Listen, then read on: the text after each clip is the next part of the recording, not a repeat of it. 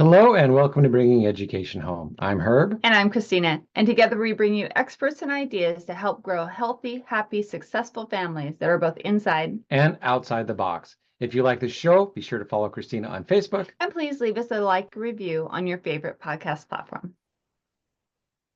Today, I have the pleasure of introducing Breanna Churchill. Brianna is the wife of Fabian Churchill. Together, they have two adventurous boys. She holds a Bachelor of Science in Early Childhood Education with a concentration in child and family services. Her professional experiences includes working as a teacher, childcare director, tutor, family community service, and a family community service worker. Currently, she's a full-time home educator, tutor, Sunday school teacher, award-winning author of children's books, and the founder of the Brown Bear Book Club. The club empowers parents, guardians, and educators with book ideas, tools, and tips for young children. Brianna believes wholeheartedly in the scripture, children are a gift from the Lord. They are a reward from him. Psalms 127, chapter 3, or chapter 120. I don't know how to say that all the time. Thank you for being here, Brianna. It is a pleasure to have you here. Thank you for joining us today. I am so glad to be here. Thank you for having me. Yeah, we are so glad you are here. Whenever I come across people like you, it's time to really make sure our kids can read, right? Let's get the passion of reading in at an early age. Let's help the parents make sure that they can read and interact with their children in a way that works. Reading is for fun, but you can also learn a lot when you're doing those read alouds at night when it's bedtime. So what is your passion? How did you get into the book part? I know you've been an educator. I know you're a mom. What drew you to actually producing books? What drew me, it actually started with my oldest son when he was a toddler. He was learning the alphabet and he was really into transportation. And I said, I just want him to have a book about vehicles and things that he likes. And one of my friends was like, you should write a book. And I was like, I'm not an author. Like, I'm not going to write a book. And I started doing some research, and in that research, as I found on good old YouTube University, I learned how to publish a book. And so I am very a firm believer in literacy. When you make books or read books that children are interested in, they're more likely to want to read. And so my first book was my first transportation book, inspired by my son's interest in vehicles. And so that's honestly how I got started. It was through my children's interest. And I wanted our story times together to be something that they were engaged in. So I wanted to use their interest. So very, very important, because you can give a child a book, and if they aren't interested, if the pictures don't draw them in, if the topic isn't what they really want to read about, you're right, they won't read. They're like, no, I'm done, I'm not there. So how many of us remember curling up with a good book and not being able to put it down because we were interested in it? It was a book that we chose, a book about something we loved. Mine were horses. Any horse book, you handed me a horse book and I was all over that book. Yeah. Yes. Keep going. Nope, I totally just lost what I was going to say there, because that happens sometimes. It does happen sometimes. So did your son grow out of transportation? What other topics did he lead you to producing books about? Well, he did grow out of transportation, and honestly, my next book that's coming out soon is about a young cheetah, because both of my children love animals, and so I've incorporated the cheetah aspect of being in the savannah, and I've incorporated life lessons that I wanted my children to learn about. I have created other books. Not all of them are directly tied to my kids' interests, but just in general concepts that I believe is important for kids. And I try to, it's more so the angle. So, like the last book, The Little Bird Who Wanted to Fly, I incorporated dance movements and funny little twist offs to it. And I was thinking about, at that time, my second son was born. And I was thinking about, he's a wiggly toddler. He's wanting to run. He's wanting to So in that book, even though the bird wasn't necessarily my children's interest, but I incorporated ways within the story like movement, dancing, singing, even, and even eating, because we know kids love to eat. All of those things are in there, but then I also incorporated the wisdom of God's word in there that I wanted them to learn. And so that is another aspect that I used in one of my latest books. Yeah. Yeah, there are Very so cool. many books out about trains and cars and dinosaurs, and little boys tend to be a little more into that. And it's also it's so interesting how it's like age appropriate, because that's what's important to like a 3, 4, 5 year old. But then as they get a Yes, little older, it's like their books change with them, because they they start do. reading what's important to them at that age. So Hmm. then say like at 13 and 14, that's when they kind of start reading books that have more boys and girls kind of interactions in it, because that's what's Hmm. important to them then. Hmm. So Hmm. yes, it's really important to tailor the books to where your child is at in life and what was going to be important to them, because that's what's going to grab their attention. Hmm. So how do you help parents, right? We want parents to get the right kind of books for their kiddos and things like that. And some parents think, oh, I can just pick any book off the shelf and read it to my kid, and it's going to be super beneficial and they're going to really, really enjoy it. Do you have any tips for parents on how to pick books to read to their children and with their children? Oh yeah. Oh Okay. yeah. The first tip I always say is children should be a part of the process. So whether you're going to the library, whether you're going to the bookstore, whether it's books in your own home, you want children, what do you want to read today? Give children choices. Now, obviously, if you're in the thick of homeschooling, there's some concepts that we're going to read about. We're going to have to read about, but even in that, you can still give children autonomy by giving them, hey, do you want to read this one or this one? So my number one tip is inviting children into the process. The second tip I would say is creating a literacy rich environment. So having books, we have books in every place of our home.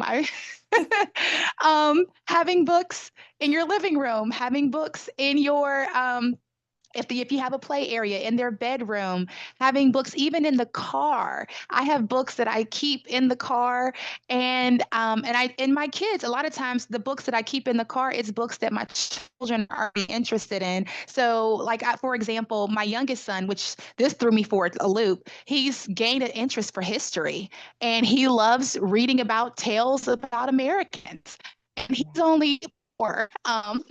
And we get in the car, and it's right there inside the little, the car pocket part. He Yeah. pulls it out and he starts flipping through the pages. Is this Abraham Lincoln? He likes to know the people, and it warms my heart. My oldest son, like you said, his interest has changed. He's now 7. And so he's into space. And so a lot of times we go to the library because we've bought a lot of space books, but he still wants to learn more about space and obviously animals. And so we go to the library. Sometimes I'll leave the library books in the car so they won't be late. Return them back, and those will be our hard books too. And again, just creating literacy environments everywhere in the car, all throughout the home, so children can easily, in their natural environment, pick up a book. And then 3, I would also say, until children gain a love for literacy, because for some children, especially if you didn't start off early on, like let's say when they're babies reading to them, and now you're trying to, maybe they're kindergarten, you're like, oh, I need to start reading more. And let's just say you've been doing a lot of screen time or you've been doing a lot of other things. I would say setting a set time with the child. So, for example, maybe during snack time, because that child is eating. And for young children, eating is a way that they're now comfortable, they're relaxed, they're more willing to possibly listen to a story. Obviously, classical bedtime is always a good time to read to children. And then what you'll find is those stories that they're engaged in during those comfortable, they may naturally start going back to those books later during the day. And that's what you want to see is kids getting a book and getting on the couch and reading. And it just makes me excited when I see that. Yeah. I still have awesome memories of when I was a kid, my mom reading to me. And Oh, I don't remember learning how to read. I remember learning like have to do punctuation and stuff like that. But my mom would read and I would be like watching her turn the pages. And then one day she stopped and I didn't want her to stop. So I just kept going. And I realized I could oh, read. So I didn't learn to read In the traditional sense. Yeah. And my mom also, we had these books where back in the day they were Disney cassette tapes and you would put them in the tape player and there would be this little chime, and each time the chime came you would have to turn the page, and sometimes you would be on the wrong page, and by the visual clues and then as yes. you learned the words, it's like, oh, that's not the right word, I'm on the wrong. So those are some of the great memories that I had because reading was so incredibly very important to me growing up. Yes, So yes. And again, honestly, so I'm glad you brought that up. Hmm. So No, I'm how sorry. do you, again, you talked about sometimes parents don't get started reading early enough. I mean, is it ever too late? Is it No, ever it's too never late too to start late. reading to your No, kids? no, it is never too late to start reading to your children. And honestly, one of the things I would say, let's just say, because in this generation, screen time has taken over. If you have a child that has had addiction of screen time, I do believe it can be an addiction. Um, One thing you can do is just like what you just gave the example about your mother and that generation with what she would do with the literacy engagement. You could also do that in this generation where, for example, my youngest son, he's really into Dr. Seuss as well. So he'll get his little Dr. Seuss books and I will put it on our TV and we're reading along as he's flipping through the pages with Dr. Seuss. And that's another way to even audiobooks in the car. And even if you don't have a app like Audible, there's so many books on YouTube these days that especially an author like Dr. Seuss, sure enough, his whole collection is probably on there. And a child could be in the car listening to a story and flipping the pages, just like you just mentioned. But I think the key thing is don't give up because a lot of parents think, oh, they ran away or they're pouting. Even if they run away, even if you read a few pages a day, even if you don't finish the book, it's okay. It's okay. Another thing I would also say, especially for young children, is using props. So puppets, changing your voice, um, movement, those are all ways to engage children. So it's every day. And if you have an older child that is not interested in reading, like I think about my nephews, I have some teenagers, some teenage nephews. And one of the things we talk about is going back to what I said initially. What are you interested in? So one of my nephews, he's 17, and I said, what are you interested in? And he's like, sports. I'm like, well, let's see if we can find some sports books. And, do you like sports magazines? Do you like sports? Because the thing is, as long as it's lining up with your family's values and a wholesome book, in our case, then it should be okay. You have to just help them. Sometimes you have to help them find the right book for them. Exactly. I love that right now they have actually expanded books in so many different ways. Like you said, there's magazines. They've turned lots of things into graphic novels now, so it's a little more interesting for kiddos and things like that. But one thing I want to say with that is make sure you still go back to the regular books and the chapter books, because guess what? Yes. Those graphic novels, when you're just reading little bubbles, you're not getting the fluency of reading that lots of kids need. And one of the So, things I want to Yeah. say about chapter novels is that's one of the things that really pulled me into reading was my mom reading the more complex chapter books. Because like I said, sometimes, the Dr. Seuss book is a 15-20 minute read, sometimes less. Some of them are real short. Yes. Yes. But in a book that you have to read over a week or two or even longer, it's like there is this sense of, ooh, what's happening next?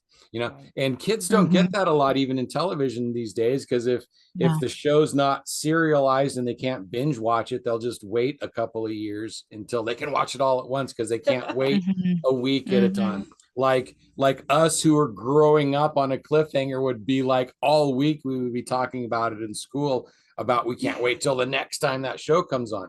So that Yes. happens in reading In as reading. well.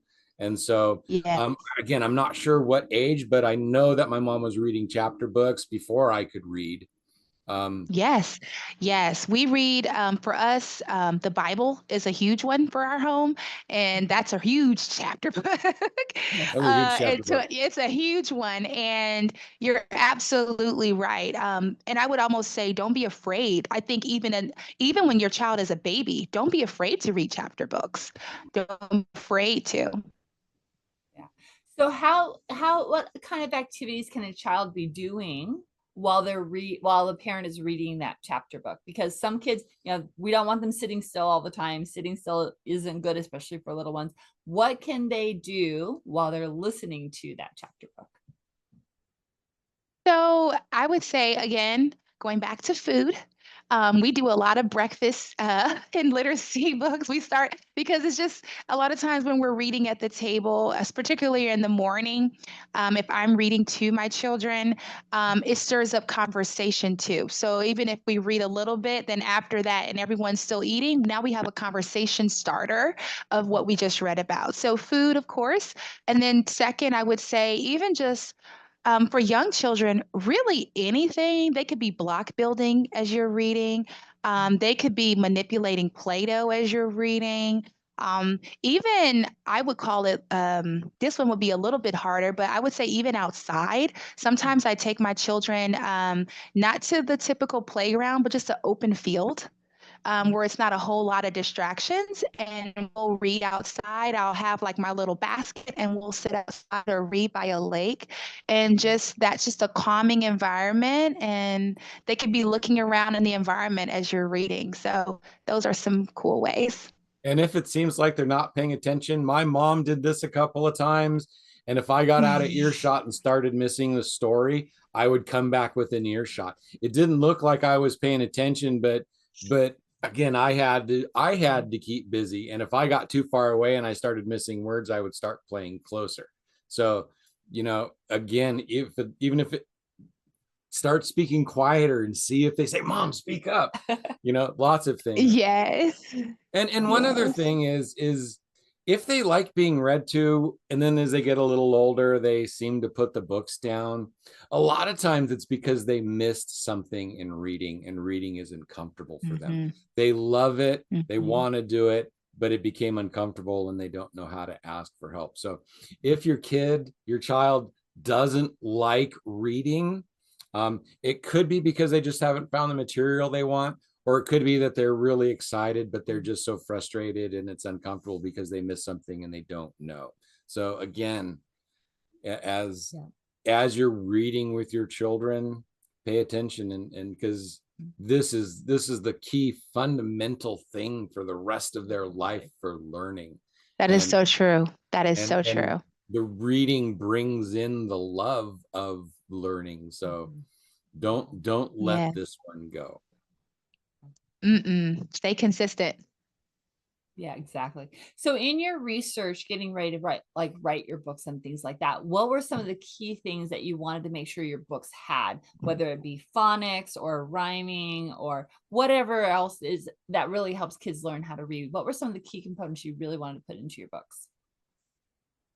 I think the first element, the first thing that I put in my books is once I decide what type of book it's going to be, as far as the style and layout, is the key elements of what makes a story a good story. So I'm thinking about the beginning, the setting.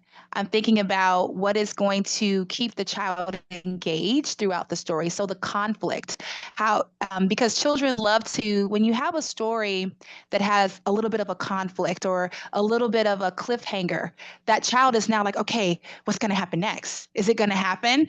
So we have the beginning, the setting, the conflict, and then we have the problem, the solution.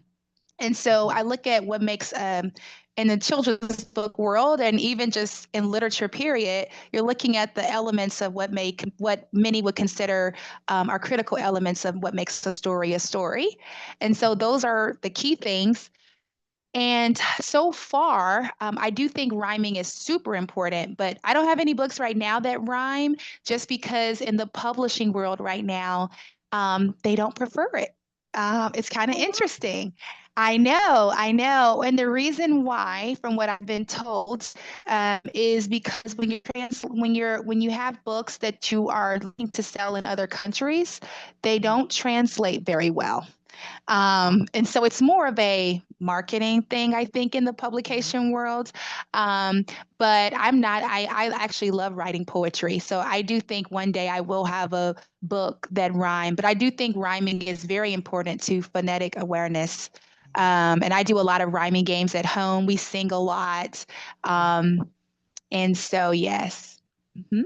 Yeah. Wow. That makes me sad though, that the publishers are only thinking about the marketing part of it instead of what's good for kids. Because we Well, know early learners yeah. need that rhyming. Yeah. Well, and I think it's another part of it is with rhyming books is it's very saturated. So it's Oh, like, what's going to make your rhyming story different from the last 100 that we just read?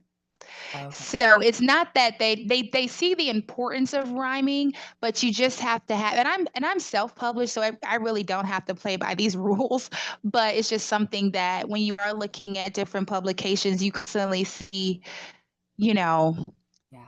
if it's rhyming, we basically don't want to read it because they get a lot. It's a saturated market. It's just a lot of rhyming books out there. But they do see the need for it. I wouldn't say that they don't. It's just a matter of how does your book set itself apart from the hundreds that we just read that rhyme. Okay. Yeah. That Or makes the more sense. thousands. Yeah. Or the thousands. Exactly. Yeah. Yeah. So what span of readers do your books cover? Are they just early readers or are they a little bit, what age range is probably the book's best for? Ideally, I would say 3 to about 8. Most of them right now are like preschool to second or third grade. And so I would say right now I haven't written anything higher than a third grade level. So yeah, as No, of that's now. perfect. Yeah. Because we want to find those books that, like you said, are wholesome and appropriate Yes. for those age levels. So, we Mhm. have different groups of books for different ages of kids and different kinds of learning that goes on through there. Yeah. And I also Yeah. really like how you add conflict into your books intentionally, because again, that really does help keep the kids' attention because they know that there's something to work out. My wife was a teacher for a lot of years, taught second grade. I volunteered in her class, and during reading class, reading time, I would like sit in the corner with these little page turner books that were like 10, 15 pages for early learners. And even as an adult, sometimes the stories were interesting. Mm-hmm. And so it's like they find a map and they go on a little treasure hunt and they find a Yes. treasure hunt. And it's obvious to an adult that the dad set it all up, but the kids have this whole little monster scary adventure. You actually remember that. Oh gosh, I remember a lot of those. That's awesome. And so yeah, having conflict, having challenge does help keep them interested. And also in life as well. So it's not just about reading, it's about moving through life with challenges. So, make the reading challenging, make the other things challenging. It makes it more fun for the children, and it gives them, again, more ammunition to work with. Yes. Let's talk about bridging over, right? You've read to your child, they have a really good base, and now it's time for them to start reading. How do parents pick readers that are good for them? Because some parents are like, oh, just give them any book and then they fail and then they don't feel good. How do parents pick books for their kids? Yeah. So it's interesting. I love that question because I was on that journey with my oldest and I'm like, okay, he's reading and I'm like, but wait a second. So honestly, what I found was books that I'll just throw some names out there, like the Bob books. We found that those were really helpful. Bob books, Bob. Yeah, Yes. he's Have not you heard sure of them? about Bob books. Ha! Oh, I- he's not sure. I know Yes. Bob books and most, yeah. I'll introduce him to Bob later. Yes.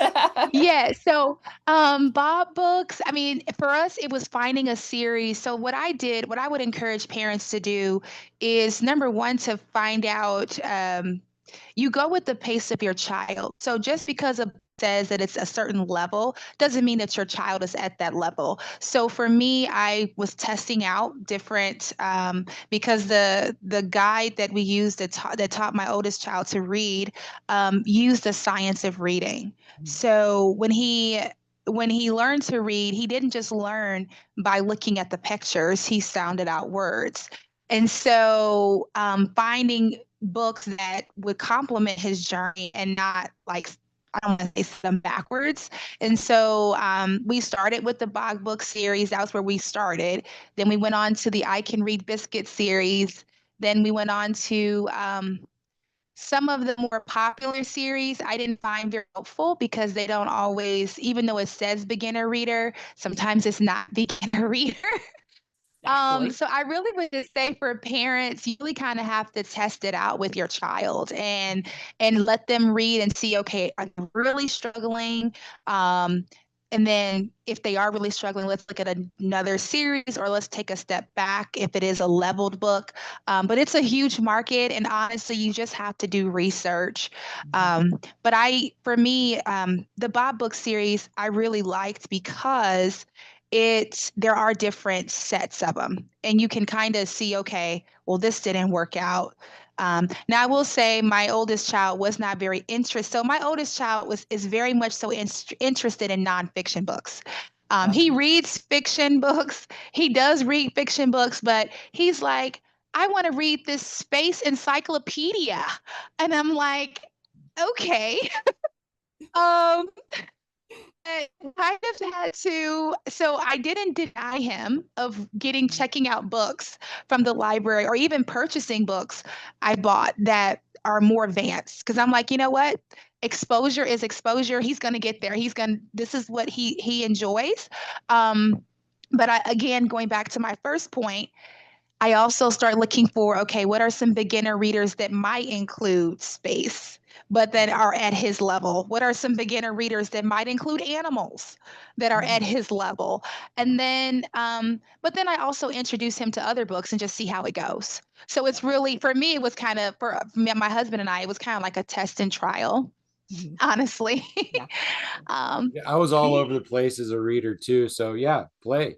Um, for a long time, I got into like young adult. It was called Alfred Hitchcock and the Three Investigators, and these three teenage boys would go around and solve mysteries and the problems and there was like I got like 40 50 of their books in that series because once I started it just pulled me in, couldn't wait for the next one.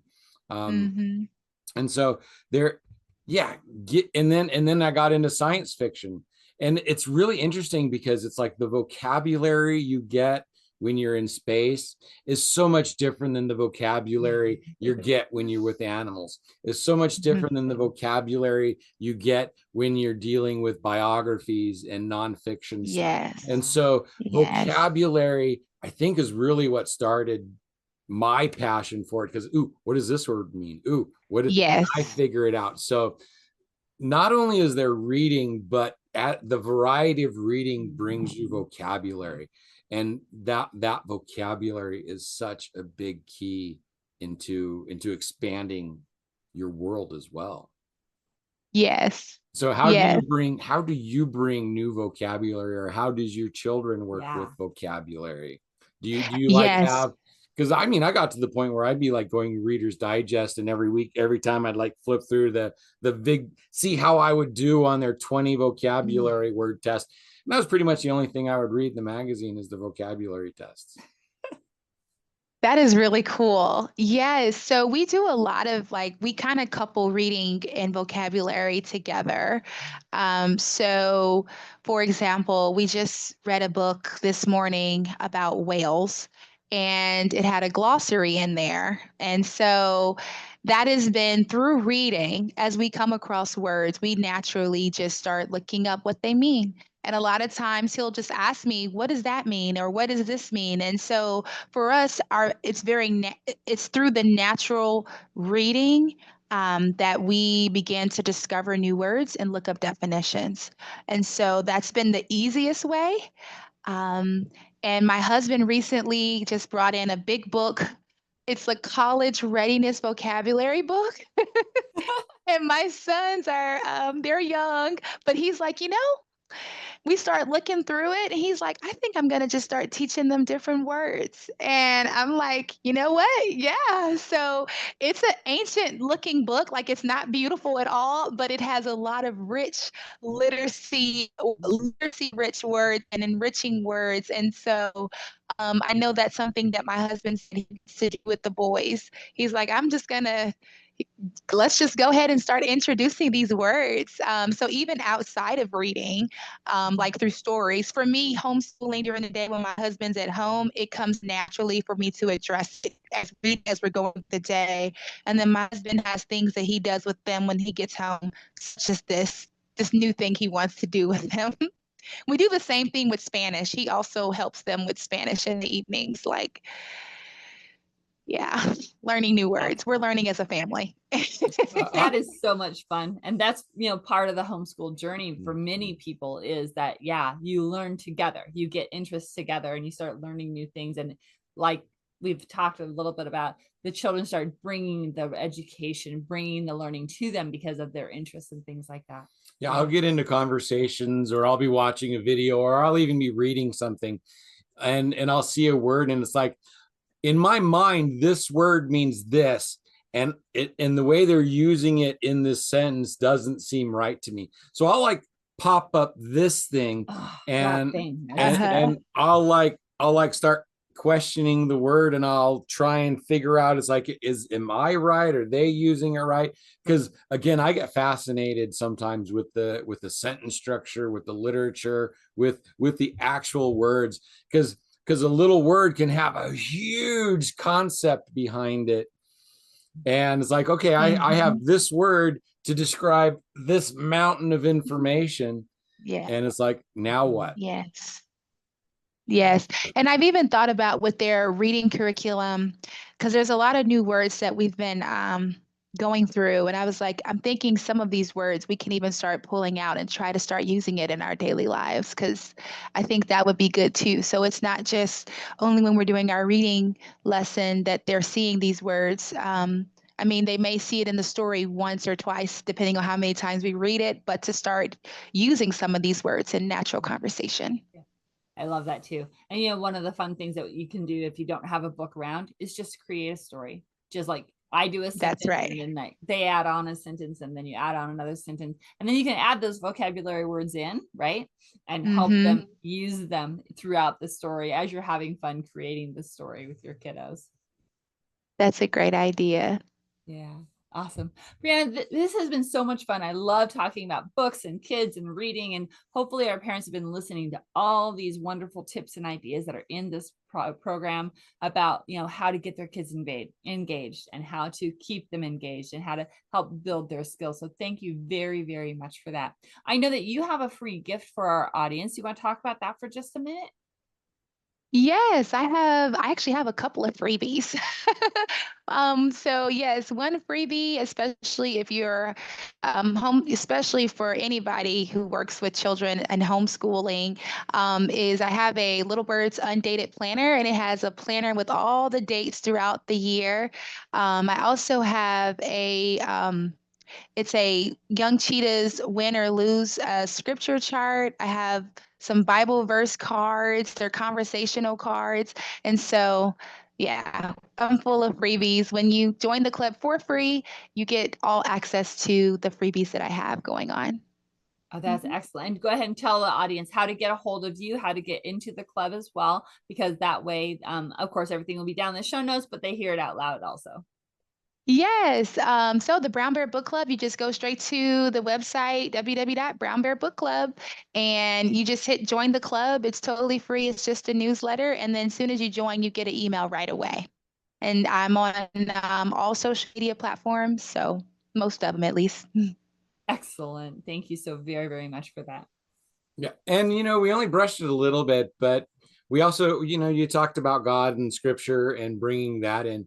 How much of your reading and stories help with that? Because, a lot of people are really hesitant to talk about that nowadays. Mm-hmm. And I'm finding my path back into the faith. And my wife has been Mm-hmm. Catholic for her whole life. Mm-hmm. But these stories are important. This history is Yes. important. And so you talked about kind of incorporating some of the ideas in your book. How important is that to you? Because there's so many books out there that are popular, but take you away from that. Yes. And as you talked about doing research, so you don't Yes. usually have to go wrong or be too concerned when you're talking about Bible stories. Oh, yes. Well, yeah. Well, I think about like the book that I'm working on now. One of the biggest things is, the young cheetah is prideful. He's very prideful, and he's not focused, and he's very rude and boastful, not about himself. He's all about himself. He's very just into himself. Very prideful, boastful. I'm supposed to be the fastest. And one thing I love about the Bible is that the Bible teaches us quite the opposite. How do you treat your friends? How do you, when you're facing disappointment in life, what is how should you respond in a way that's loving, in a way that is kind? And so I think that the Bible for our family is our guide to that. If I say be kind, okay, why? You know what I mean? I think sometimes what we have in society today is that when we say, oh, well, just be nice to your friend. Well, why? Let's go a little deeper than just be nice to the friend. And in my next book, it goes into that because as Cheetah is going through his own feelings, you have Lion saying, well, how would you feel if someone, in other words, did this to you? Well, even the process of thinking about how you would feel, what we find is that's all in God's word. Do unto others as you would have them do unto you. Be kind. Don't be rude. Don't be boastful. A lot of these principles that we say in society that we say all the time is rooted in God's word. And personally, for me, I think it's more meaningful when you do know that it's not just some random person telling you to be kind to someone, but when you know that God and I believe He's the creator of heaven and earth. He's the creator of who we are. If He says it, there's a higher authority that is that comes with it. It's not just, oh, mommy's just telling me to be kind to a friend. Well, here's why. But then also God tells us that this is why, and it's for our good. He's not an angry father like, I just want to ruin your life. This is for the good of people and how we operate in society. So yeah. And I teach the Bible in a fun way. When you first started talking about that, I shook my head no at something you were saying, but then because you used the word nice. And yeah.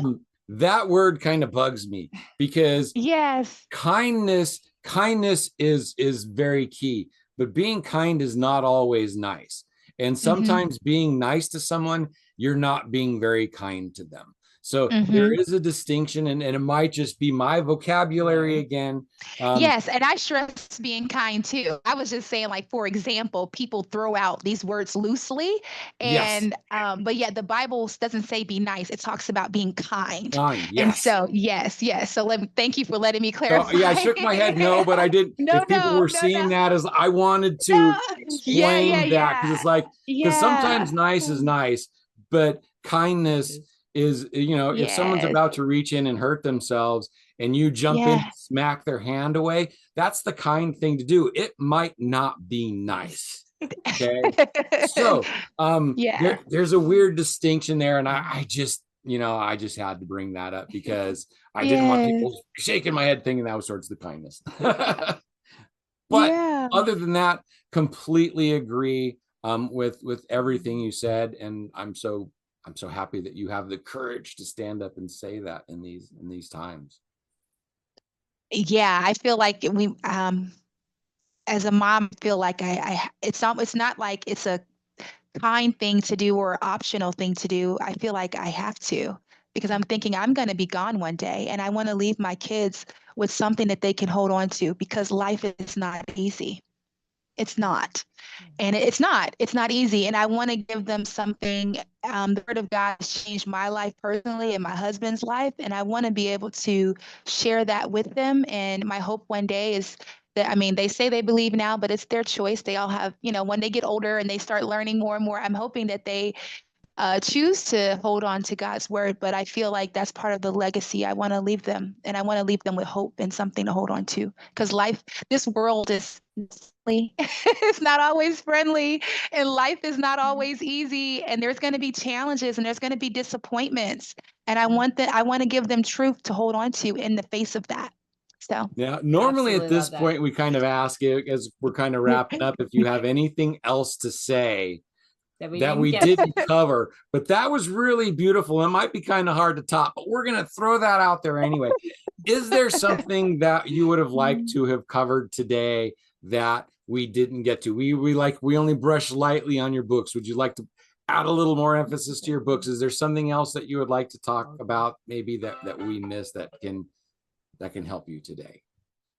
Yeah, the only thing I would just want to leave every parent with here today is to don't be hard on yourself. Take it a day at a time.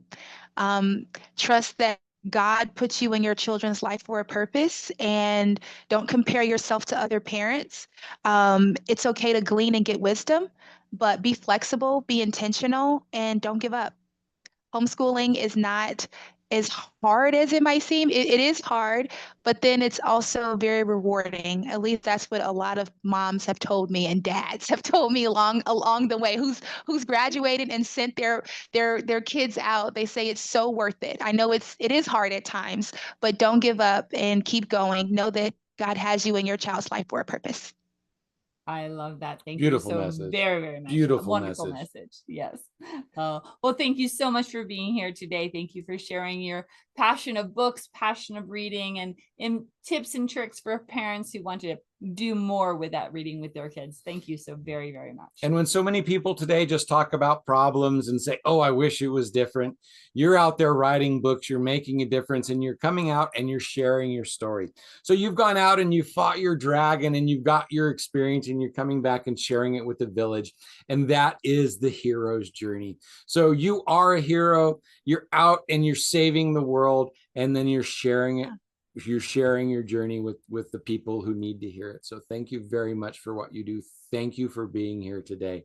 And it was a pleasure to have you. Pleasure to be here. Thank you all. Thank you. All right, audience, you know what time it is. It's time to like, review, share, all those things that help get these wonderful messages out to other families who are in a little bit of a challenging time. Let's give them the tools they need and the help they need, the inspiration they need to go that next step further and help create happy, healthy, and successful kids. There we go. Awesome. All right, everybody, take care, and we will talk to you soon. Bye for now. Bye. Hello and welcome to Bringing Education Home. I'm Herb. And I'm Christina, and together we bring you experts